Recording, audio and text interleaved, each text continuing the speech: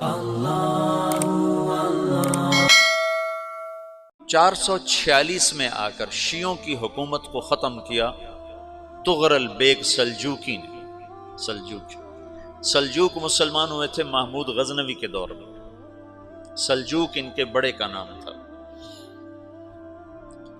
تو ایک دفعہ محمود غزنوی نے سلجوک سے پوچھا اگر مجھے تیری مدد کی ضرورت ہو تو کتنے آدمی پیش کر سکتے ہو؟ تو اس نے ایک تیر دیا، کہا یہ ایک تیر ہے میرا، کسی کو یہ تیر بھیج کر میرے علاقے میں بھیج دو تو چند گھنٹوں میں 1,00,000 تلواریں تیرا پیرا دینے کے لیے تیار ہوں، میرے پاس اتنی طاقت ہے۔ تو یہ سلجوک کی نسل میں تھا تغرل بیگ۔ اللہ تعالیٰ نے جب عرب زوال کا شکار ہو گئے اور ضعف کا شکار ہو گئے، جیسے بڑھاپے کا کوئی علاج نہیں، جب قوموں پہ زوال آتا ہے تو اس کا بھی کوئی علاج نہیں، پھر اور قوم کو جگہ ملتی ہے۔ جیسے بڑھاپا ایک فرد پہ آتا ہے، ایسے بڑھاپا قوم پہ آتا ہے۔ قوم کا بڑھاپا جوانی میں نہیں لوٹ سکتا، جیسے فرد کا بڑھاپا جوانی کی طرف نہیں لوٹ سکتا، قوم کا بڑھاپا جوانی کی طرف نہیں لوٹ سکتا، کوئی علاج نہیں۔ نئی نسل کا آنا ہی علاج ہے۔ تو عرب دھل چکے تھے، 600 سال بہت ہوتے ہیں حکومت کو، اپنی صفات گم کر چکے تھے، اب نئے خون کی ضرورت تھی۔ تغرل بیگ پہلا شخص تھا جس نے آ کر اہل سنت والجماعت کو استحکام بخشا، شیعوں کی حکومت کو ختم کیا، بغداد سے، شام سے، ان سارے علاقوں سے۔ صلاح الدین ایوبی نے اسماعیلی شیعہ کی حکومت کو ختم کیا، مصر۔ العاضد ان کا آخری خلیفہ تھا۔ صلاح الدین ایوبی نور الدین زنگی رحمۃ اللہ علیہ کا پروردہ تھا، اس کا دوست تھا، اس کے دوست بھی تھا، بچہ بھی تھا اس کے سامنے، زیادہ لکھنے پڑھنے کا شوق تھا۔ پھر اللہ تعالیٰ نے اس سے کام لیا اور اس کو مصر کا گورنر بنا کے بھیجا، مصر کی مدد کے لیے بھیجا۔ تو وہاں اس نے صلاح الدین ایوبی نے وہاں ختم کیا، تغرل بیگ نے یہاں ختم کیا۔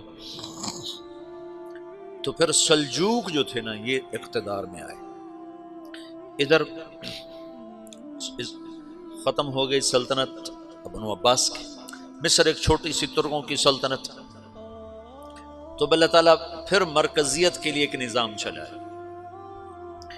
2 لشکر آپس میں لڑ رہے ہیں ایک میدان میں، ایک جنگلی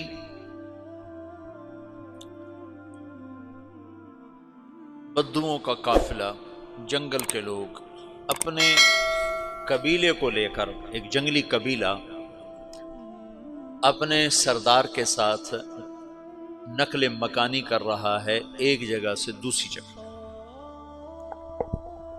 اللہ کا نظام کہ یہ لوگ چلتے چلتے چلتے اس وادی میں پہنچ گئے جہاں جنگ ہو رہی ہے، 2 لشکر آپس میں لڑ رہے ہیں۔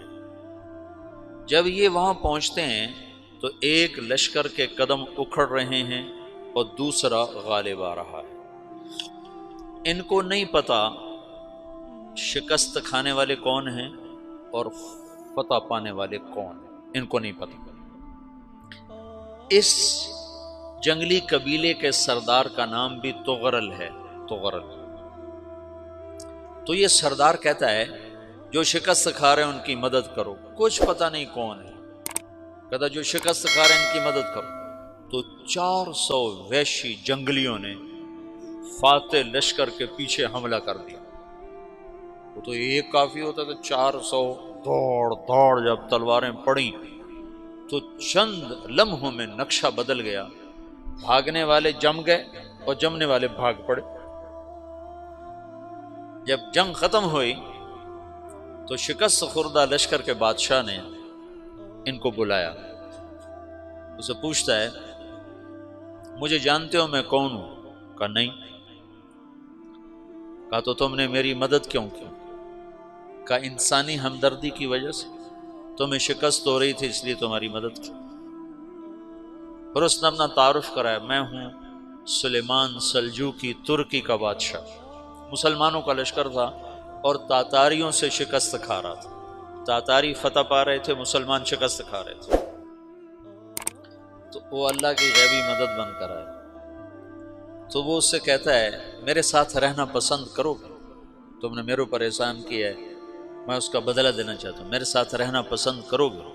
کہنے کا کر لوں گا۔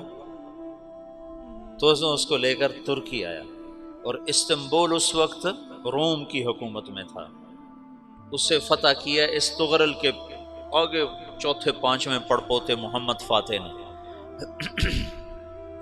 تو یہ استنبول ہے، یہ ترکی ہے، بیچ میں ایک چھوٹا سمندر ہے، یہاں ایک جاگیر ہے۔ تو سلطان سلیمان کہتا ہے یہ جاگیر تجھے وقف ہے، ادھر سے رومی مجھے تنگ کرتے ہیں حملے کر کر کے، تو میرا دفاع کرتے رہنا، یہ جاگیر تیری۔ یہ اس جاگیر پہ اس نے اپنے قافلے کو آباد کر دیا، اپنے قبیلے کو، اور ایک چھوٹی سی حکومت بنا لی، جو ایک صوبہ سمجھو سلمان سلجوقی کا، وہ ایک چھوٹا سا صوبہ ہے۔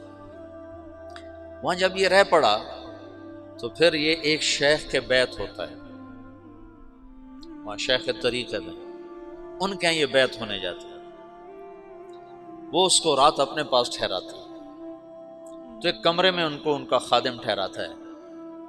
یہ جب کمرے میں جاتا ہے تو سامنے دیوار میں تاکچے پر قرآن پڑا ہوا ہے، تو یہ تغرل بیگ کہتا ہے یہ کیا ہے، یہ کیا ہے؟ تو وہ خادم کہتا ہے یہ کتاب اللہ ہے، قرآن ہے۔ اچھا، وہ اس کو وہاں چھوڑ کے باہر چلا جاتا ہے۔ وہ دیہاتی آدمی، جنگل کا رہنے والا، پہلی دفعہ زندگی میں قرآن دیکھا، وہ کہتا ہے یہ قرآن ہے، اللہ کی کتاب ہے، میں اللہ کی کتاب کے سامنے سو جاؤں، کتنی بے ادبی ہے۔ تو اس نے ایسے قرآن اٹھایا اور سر پہ رکھ لیا اور کھڑا ہو گیا، ساری رات قرآن سر پہ رکھ کے کھڑا رہا۔ رات کے پچھلے پہر اس کو خواب آیا، کھڑے کھڑے اس نے دیکھا کہ اس کی پشت سے ایک چاند نکلا اور شیخ کی بیٹی کے سینے میں جا کے اتر گیا، پھر اس لڑکی کے سینے سے ایک درخت نکلا جو پھیلتے پھیلتے پھیلتے 3 بر اعظم پہ چھا گیا، افریقہ پر، یورپ پر، ایشیا پر۔ پھر اس کی آنکھ کھل گئی، وہ کھڑا ہوا ہے، تو اس نے صبح یہ خواب اپنے شیخ کو سنایا، تو انہوں نے اپنی بیٹی اس کے نکاح میں دے دی۔ اس بیٹی سے ایک بچہ پیدا ہوا، تغرل بیگ نے اس کا نام رکھا عثمان، عثمانی ترک نام سنا ہوا، جو میں نے کل بتایا تھا کہ 1924 میں وہ خلافت ختم ہوئی۔ تو ایک بیٹا پیدا ہوا عثمان، عثمان نے پھر ایک نئی اسلامی حکومت کی بنیاد رکھی جو 1924 تک چلتی رہی، کوئی 800 سال یہ حکومت چلی۔ تو حکومت کا شرازہ بکھرا لیکن پھر جڑ جاتا تھا، پر وہ قرن اول والا جوڑ کبھی نہ پیدا ہوا، ٹکڑے بن گئے۔ ان ٹکڑوں میں اللہ لوگ پیدا کرتا رہا جو دعوت دیتے رہے، دعوت زندہ رہی۔ جو تربیت کا نظام تصوف کے ساتھ تھا اب وہ تبلیغ کے ساتھ۔